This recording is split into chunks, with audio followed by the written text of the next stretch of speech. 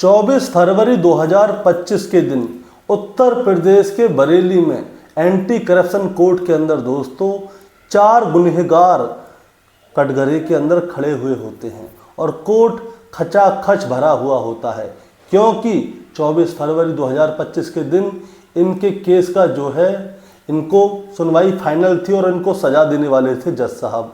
जज साहब का नाम होता है सुरेश कुमार गुप्ता और आज ये इनको सजा सुनाने वाले हैं, क्योंकि इन्होंने काम ही कुछ ऐसा किया था। दोस्तों, जो 4 लोग होते हैं इनमें 3 पुलिस वाले होते हैं और 1 गुंडा होता है और जज साहब इन चारों को एक साथ सजा सुनाते हैं और वो सजा होती है 10-10 साल की सजा, यानी कि ये 10-10 साल तक जेल के अंदर रहेंगे और साथ में ही 50-50 हज़ार का अर्धदंड। दोस्तों, आज की कहानी से हमें ये 2 सीख सीखने के लिए मिलती हैं। 2 बात हैं इसमें। दरअसल जज साहब ने जब इनको सज़ा सुनाई थी तो ये साफ साफ क्लियर कर दिया था कि चाहे वर्दी वाला हो चाहे बिना वर्दी वाला हो, कानून सभी के लिए एक समान है, एक जैसा है। ये नहीं कि कोई वर्दी वाला है तो उसके लिए कुछ अलग कानून होगा। और दूसरी सीख ये है कि अगर आपको सरकार ने कोई अधिकार दिया हुआ है तो आप उसका कोई गलत उपयोग ना करें और ना ही उसका कोई गलत फ़ायदा उठाएं। दोस्तों, कहानी शुरू करूंगा उससे पहले मैं बस आपसे यही कहना चाहूँगा कि अगर आप मेरे चैनल पे नए हैं तो चैनल को सब्सक्राइब कर दीजिएगा, ताकि रोज़ाना शाम को 8 बजे मैं आपके लिए एक सच्ची घटना की कहानी लेकर आ सकूँ। नमस्कार दोस्तों, मैं गौरव शर्मा और आप देख रहे हैं गौरव शर्मा सफ़र। दोस्तों, आज की जो सच्ची घटना मैं आपको सुनाने जा रहा हूँ, ये सच्ची घटना शुरू होती है उत्तर प्रदेश के बरेली से और बरेली का ही एक थाना होता है, थाना कैंट। दरअसल मैं बात कर रहा हूँ 2 सितंबर 2010 की शाम की लगभग 5 बजे के आसपास का समय होता है। शाहजहाँपुर का रोड होता है, बरेली में शाहजहाँपुर रोड है, वहाँ पे बहुत ही लंबा जाम लग रहा होता है। तभी क्या होता है दोस्तों, एक एसपी होती हैं, ट्रैफिक एसपी होती हैं, जिनका नाम होता है कल्पना सिंह सक्सेना IPS। ये क्या है, अपनी गाड़ी से वहाँ होके जा रही होती हैं। तभी क्या होता है, वहाँ पे बहुत लंबा जाम लगा हुआ है। इनके साथ इनका ड्राइवर होता है संजय सिंह। अब ये कल्पना सिंह जो होती हैं वहाँ पे पूछती हैं कि ये जाम कैसे लगा हुआ है इतना लंबा, यहाँ पे ट्रैफिक कैसे जाम है। तभी पता नहीं कहाँ से एक आवाज़ आती है, वहाँ से आवाज़ में कोई कहता है कि आप लोगों के आदमी तो हैं सामने, वो वहाँ पे अवैध वसूली कर रहे हैं, ट्रक वालों से पैसे ले रहे हैं। अब जैसे ही ये वाली बात कल्पना सिंह सुनती हैं तो वो चौंक जाती हैं। उनके साथ में उनके 2 हमराह भी होते हैं, यानी कि उनके साथ उनके 2 सिपाही भी होते हैं, जिनमें एक का नाम होता है राशिपाल और दूसरे का नाम होता है जीत सिंह। अब ये लोग क्या करते हैं दोस्तों, वहाँ से थोड़ी ही दूरी पर जाके अपनी गाड़ी खड़ी कर देते हैं और वहाँ से पैदल पैदल चलने लगते हैं। तो ये लोग क्या देखते हैं, वहीं पे साइड में एक पेड़ के नीचे गाड़ी खड़ी हुई होती है और उसमें 3 सिपाही होते हैं, यानी कि 3 पुलिस वाले होते हैं और एक बाहर आदमी खड़ा हुआ होता है जिसने कि वर्दी नहीं पहनी हुई थी। अब ये तीनों सिपाहियों की दम पर ही जो बाहर खड़ा हुआ आदमी था वो ट्रक वालों से पैसे वसूली कर रहा था और ट्रक वालों से जब वो पैसे वसूली कर रहा था तो वहाँ पे जाम हो रहा था, जाम लगा हुआ था। अब क्या होता है दोस्तों, अब ये जो मैडम हैं गुप्ता जी, जो ट्रैफिक पुलिस कल्पना सक्सेना जी हैं, कल्पना सक्सेना जी क्या करती हैं, वहाँ पे गाड़ी के पास जाती हैं और उनसे पूछने लगती हैं कि आखिर ये तुम लोग क्या कर रहे हो। अब जैसे ही ये वाली बात उनके सामने आती है तो वहाँ पे एक शख्स उनको देखता है। उनका जो ड्राइवर होता है उस कार में जो आगे फ्रंट सीट पे बैठा हुआ था, उसका नाम होता है दोस्तों मनोज। और मनोज जो है जैसे ही उन्हें देखता है तो वो कहने लगता है कि अरे ये तो एसपी कल्पना सक्सेना है। अब जैसे ही ये वाली बात होती है तो वो लोग क्या करते हैं, गाड़ी को स्टार्ट करके वहाँ से भागने लगते हैं। 3 सिपाही उसके अंदर होते हैं, ये तीनों गाड़ी स्टार्ट करते हैं और जो बाहर जो एक आदमी होता है जो कि सिविल ड्रेस में होता है वो बाहर की बाहर ही भाग जाता है। अब जैसे ही ये गाड़ी स्टार्ट करते हैं तो दोस्तों जो कल्पना सक्सेना है वो फिल्मी अंदाज में वो क्या करती हैं, मनोज के गले को पकड़ लेती हैं गाड़ी में खिड़की में घुसकर ही, और ये लोग क्या करते हैं गाड़ी को स्टार्ट करके चलाने लगते हैं। अब कल्पना सक्सेना इनसे बोलती हैं कि गाड़ी रोको। ये लोग क्या करते हैं, गाड़ी तो नहीं रोकते, ये कल्पना सक्सेना को मारने पीटने लग जाते हैं गाड़ी के अंदर ही और उनके मुंह पे घूंसे वगैरह मारते हैं। और बहुत देर तक इनके बीच में जद्दोजहद होती है। इसी बीच में क्या होता है, कल्पना सक्सेना जैसे तैसे गाड़ी से बाहर आ जाती हैं। अब ये लोग कल्पना सक्सेना के ऊपर गाड़ी चढ़ाने की कोशिश भी करते हैं, लेकिन कल्पना सक्सेना अपनी सूझबूझ से अपनी जान बचाकर साइड हो जाती हैं और साइड में जाकर खड़ी हो जाती हैं। इतनी ही देर में जो इनके दो हमराह सिपाही थे वो लोग इनके पास आते हैं, वो लोग इन्हें पकड़ते हैं, देखते हैं कि कल्पना सक्सेना की गंभीर रूप से चोट लगी हुई है, तो वो तुरंत क्या करते हैं, वो तुरंत इनको हॉस्पिटल ले जाते हैं और हॉस्पिटल में ले जाकर इनको भर्ती कराते हैं, इनका इलाज करवाते हैं। अब जब ये इलाज करवाते हैं तो दोस्तों मैं आपको एक चीज़ और बताना चाहूँगा, जब ये लोग उस गाड़ी में कल्पना सक्सेना को लेके जा रहे थे ना, लगभग 200-250 मीटर दूर तक ये उनको घसीट के लेके गए थे, इसीलिए कल्पना सक्सेना को चोट इतनी ज़्यादा लग गई थी। अब उसमें से ये जब हॉस्पिटल लेके जाते हैं तो हॉस्पिटल से तब ये वापस आते हैं, 8-10 दिन रहती हैं वहाँ पे हॉस्पिटल में भर्ती। अब थोड़े दिनों बाद जब ये वापस आती हैं तो कल्पना सक्सेना जो है 4 लोगों के खिलाफ FIR दर्ज कराती हैं। अब इन चारों लोगों के नाम मैं आपको बताता हूं।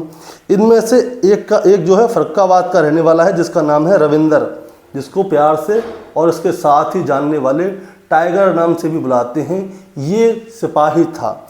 इनमें दूसरा है नकटिया का रहने वाला जिसका नाम है रागेंद्र, ये भी सिपाही है और इसका भाई जो कि गुंडागर्दी करके वहाँ से पैसे वसूल रहा था, उसका नाम है धर्मेंद्र। और इनमें तीसरा सिपाही है जो कि गाड़ी चला रहा था, उसका नाम है मनोज, जो कि जिसको कि सुल्ताना नाम से भी बुलाया जाता है, जो कि मुरादाबाद का रहने वाला है। अब जो IPS ऑफिसर होती हैं कल्पना सक्सेना, ये इनके खिलाफ FIR दर्ज करवा देती हैं। और FIR दर्ज किस मामले में होती है मैं आपको बता देता हूँ, भ्रष्टाचार के खिलाफ। ये लोग जो है ट्रकों से अवैध वसूली कर रहे थे, ये लोग भ्रष्टाचार कर रहे थे। पहली FIR तो ये थी, और दूसरी हत्या का प्रयास करने की, क्योंकि इन लोगों ने कल्पना सक्सेना के कहने पर अपनी गाड़ी नहीं रोकी बल्कि उनके साथ मारपीट की और उनके ऊपर गाड़ी चढ़ाने की भी कोशिश की। अब दोस्तों क्या होता है, इन लोगों के ऊपर केस चलता है। अब केस चलता है, पहले तो इनको निलंबित किया जाता है और उसके बाद साल 2014 में इनको बर्खास्त कर दिया जाता है परमानेंट। लेकिन होता क्या है, इसके बाद ये चारों लोग, एक तो गुंडा होता है, 3 पुलिस वाले होते हैं, ये हाई कोर्ट का दरवाज़ा खटखटाते हैं और कहते हैं कि हमारे ऊपर ये गलत इल्ज़ाम लगाया जा रहा है, हमने ऐसा कुछ नहीं किया।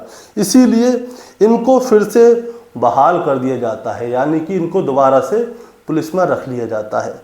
अब एक और नए IPS ऑफिसर आते हैं, उनके हाथ में ये केस आता है और फिर वो IPS ऑफिसर साहब क्या करते हैं, इनकी जांच अच्छी तरह से करते हैं।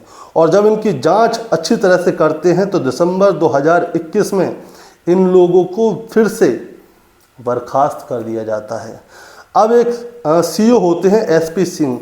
अब SP सिंह साहब के हाथ में जब इनका केस आता है तब तक समय बहुत ज़्यादा गुजर गया था और तब तक सारे सबूत मिट चुके थे, इसीलिए वो इनके खिलाफ कोई ज़्यादा सबूत यानी कि भ्रष्टाचार के जो सबूत हैं उनको इकट्ठा नहीं कर पाते।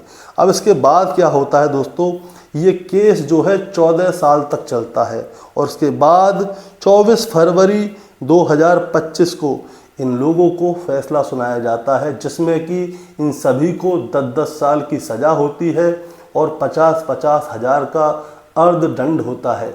पुलिस वालों को भी वही चुकाना है और जो गुंडा है उसको भी, यानी कि इन सभी को 10-10 साल की सज़ा और इनको 50-50 हज़ार का अर्धदंड देना है। अब दोस्तों जब इन लोगों को ये सज़ा सुनाई जा रही थी तो उस समय पे क्या है, ये लोग फूट फूट कर रो रहे थे, क्योंकि इतने समय तक ये क्या है, कई बार जेल जा चुके थे और आ चुके थे, फिर पुलिस में भर्ती हो चुके थे, फिर इनको निकाल दिया जाता था, बर्खास्त कर दिया जाता था। अब इन लोगों को सज़ा सुना दी गई है 10-10 साल की और ये लोग जेल में जाएंगे। अब जैसे ही ये वाली बात दोस्तों मीडिया वालों के सामने आती है कि इन चारों लोगों ने IPS कल्पना सक्सेना के ऊपर गाड़ी चढ़ाने की कोशिश की और ये लोग वहाँ पे वसूली कर रहे थे, तो लोग जो है कल्पना सक्सेना के बारे में जानकारी लेना शुरू करते हैं कि आखिर ये कल्पना सक्सेना है कौन। और इसके बाद क्या होता है दोस्तों, मैं आपको बताना चाहूँगा, जो IPS कल्पना सक्सेना है उनका जन्म 21 अप्रैल 1968 में मेरठ में हुआ था और इसके बाद में इन्होंने मेरठ से ही पढ़ाई की थी। अब इसके बाद 1990 में इनने पीपीएस की परीक्षा पास की थी, जिसके बाद ये सीईओ बनी थी, सर्कल ऑफिसर। और 16 जनवरी 1994 में इनकी पहली नियुक्ति हुई थी। अब इसके बाद क्या होता है, इन्होंने सीईओ तो बन चुकी थी, इसके बाद भी इन्होंने बहुत मेहनत की और उसके पूरे 16 साल बाद ये आईपीएस का खिताब हासिल कर पाई और 2010 में ये आईपीएस बनी। और इनकी पहली नियुक्ति जो हुई थी वो हुई थी बरेली में, और जहाँ पे इनकी पहली नियुक्ति हुई थी वहीं पे इनके साथ ये कांड हो गया, जो कि इनको 4 लोगों ने जान से मारने की कोशिश की थी, जो कि अवैध वसूली कर रहे थे। यानी कि इनकी पहली पोस्टिंग में ही इनके साथ ये हो गया। अब इसके बाद में जो है इन्होंने कई अलग अलग जगह पे भी इनको ट्रांसफ़र मिला था। और आज की बात की जाए तो दोस्तों आज ये जो हैं वो डीआईजी हैं और ये इस समय गाज़ियाबाद में नियुक्त हैं। और दोस्तों एक बात और, इस कहानी को सुनाने का मतलब आपको परेशान करना या विचलित करना बिल्कुल नहीं है, बस आपको बताना है और जताना है। बताना क्या है, देखिए अगर उस समय पे ये लोग, जब आईपीएस साहब इनको रोक रही थी, तो उस समय पे अगर ये रुक जाते, उनकी थोड़ी सी बात सुन लेते, तो ज़्यादा से ज़्यादा ये सस्पेंड होते और थोड़े समय बाद ही ये फिर से बहाल हो जाते ड्यूटी पर। लेकिन इन लोगों ने क्या किया, अपना दिमाग चलाया। इन्होंने उनको एक महिला समझा, लेकिन महिला है इसका मतलब ये नहीं है कि वो किसी से दब जाएंगी। उन्होंने भी पूरी कोशिश की, गाड़ी के अंदर घुस के मनोज का गलेबान पकड़ के गाड़ी रोकने की कही। इतनी हर किसी की हिम्मत नहीं होती, उन्होंने पूरी हिम्मत की। इन लोगों ने उनके साथ मारपीट की, उनके ऊपर गाड़ी चढ़ाने की कोशिश की। उसी की वजह से इन लोगों को कई बार जेल जाना पड़ा, बर्खास्त होना पड़ा, और आज ये लोग 10-10 साल के लिए जेल के अंदर हैं। अगर कोई गुनाह गलती से भी हो जाता है, मैं तो हमेशा आपसे यही कहता हूँ कि अगर आपसे कोई गलती से भी कोई बात हो जाए तो साफ साफ आप उसे अपने माता पिता, घर वालों, किसी के साथ शेयर कर दीजिए और जितना हो सके गलत काम से बचिए। लेकिन ये लोग अवैध वसूली कर रहे थे, इन लोगों ने सोचा कि ये बच जाएंगे, लेकिन कानून के हाथ से कभी भी कोई नहीं बच सकता। दोस्तों आपका क्या कहना है इस कहानी के बारे में, आप ज़रा हमें कमेंट में बताएं। चैनल पे नए हैं तो सब्सक्राइब करके जाएं, ताकि रोजाना शाम को 8 बजे मैं आपके लिए एक सच्ची घटना की कहानी लेकर आ सकूं। नमस्कार।